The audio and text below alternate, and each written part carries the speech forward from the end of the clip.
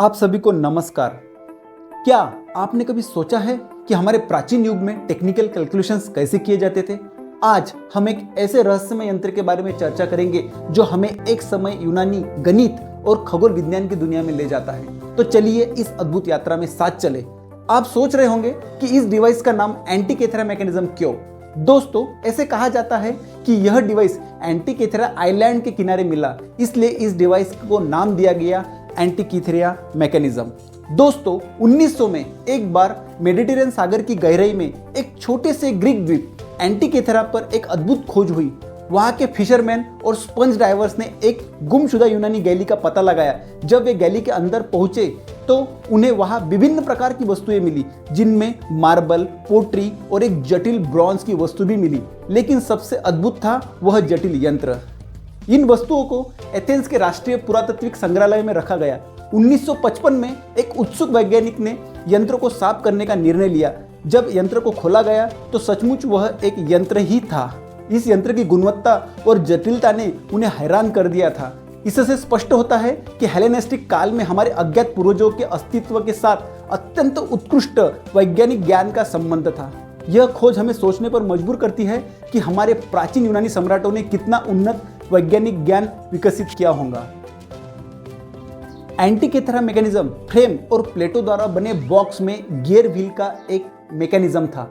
यह हाथ से चलने वाला एक प्राचीन ग्रीक एरेरी भी था, जिसे सौर प्रणाली का एक मॉडल माना जाता है। इस यंत्र को देखकर ऐसा लगता है कि यह वास्तव में एक कंप्यूटिंग मशीन थी जो सूर्य और चंद्रमा के गतियों का और शायद ही ग्रहों की स्थितियों की भी गणना कर पाती थी।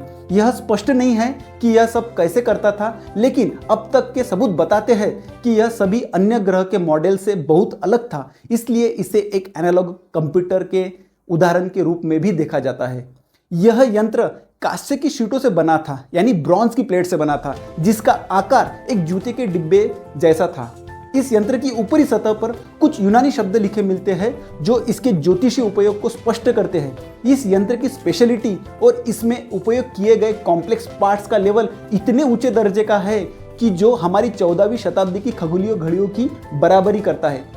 कम से कम इसमें 30 गियर थे जो ग्रहण, चंद्रमा के चरण, आकाश में ग्रहों की स्थिति और यहाँ तक कि प्राचीन ओलंपिक खेलों और अन्य खेलों की तारीखों सहित खगोलीय और सामाजिक घटनाओं की भविष्यवाणी करने के लिए उपयोगी था। यांत्रिक विशेषज्ञ माइकल राइट बताते हैं कि यूनानी सभ्यताओं के पास गियर बेस मैकेनिज्म से विकसित कई सारे यंत्र थे और उन्हें ऐसे यंत्र बनाने में महारत हासिल थी। अगर हम इस यंत्र के डिजाइन की बात करें तो इस यंत्र के आगे एक बड़ा डायल था जिसमें सूर्य और चंद्रमा के स्थान को राशि में प्रदर्शित किया जाता था। साथ ही चंद्रमा के चरणों को आधा चांदीदार गोला दिखाया जाता था। इस यंत्र में चंद्रमा का स्थान अत्यंत जटिल था, जिसमें चंद्रमा की गति में सूक्ष्म विविधताओं को प्रतिबिंबित करने के लिए सेकेंडरी गियरिंग और एक स्लॉट का उपयोग किया जाता था। यंत्र के पिछले भाग में दो बड़े डायल थे। ऊपरी वाला एक 5 बार का स्पाइरल स्लॉट होता था जिसमें मोनोटोनिक साइकिल के 235 सिनोडिक महीने प्रदर्शित होते थे। यह साइकिल लगभग 19 साल का होता है और कैलेंडर को नियमित करने के लिए महत्वपूर्ण भी होता है। इस यंत्र के 4 साल का डायल भी था जो पैनहेलिक खेलों को दर्शाता है, जिसमें प्राचीन ओलंपिक शामिल था। निचले डायल में सूर्य या चंद्र के ग्रहण के समय के महीने को दिखाता था जो सारोस ग्रहण साइकिल पर आधारित था। समय की इस रहस्यमय यात्रा में जब हम एंटीकेथेरा यंत्र की ओर मुड़ते हैं तो हमें वास्तविकता के साथ साथ कुछ कल्पनाएं की भी जरूरत पड़ती है। ये यंत्र जो दुनिया में सबसे पुराने कंप्यूटर में से एक हो सकता है, अभी भी अपने वास्तविक उपयोग के बारे में बहुत कुछ सोचने पर मजबूर करता है।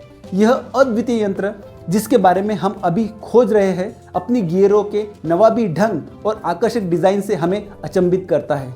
यह यंत्र न केवल एक लंबी विरासत का हिस्सा है, बल्कि एक यादगार संदेश भी देता है कि विज्ञान और तकनीक प्राचीन समय में भी काफी उन्नत थे और उस वक्त की सभी जरूरतों को पूरा कर पाते थे। और अंत में हम यह शिक्षा लेते हैं कि हर रहस्य के पीछे एक अद्भुत कहानी छिपी होती है जो हमें उत्साहित और प्रेरित करती है हमारे अतीत को जानने के लिए।